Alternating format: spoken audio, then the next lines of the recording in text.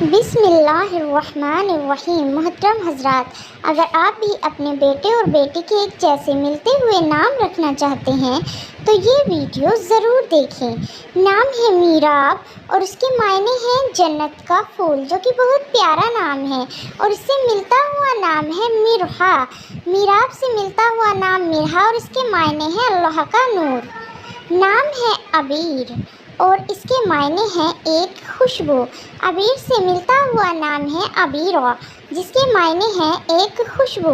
نام ہے حنان اور اس کے معنی ہیں سب سے زیادہ رحم کرنے والا، اور اس سے ملتا ہوا نام ہے ہانیہ، اور ہانیہ کا مطلب ہے خوش یا مسرور۔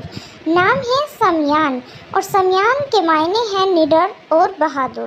اس سے ملتا ہوا نام ہے سمایا اور سمایا کے معنی ہیں سربلند، اونچا مقام۔ نام ہے مہران اور اس کے معنی ہیں بادشاہ کا نام۔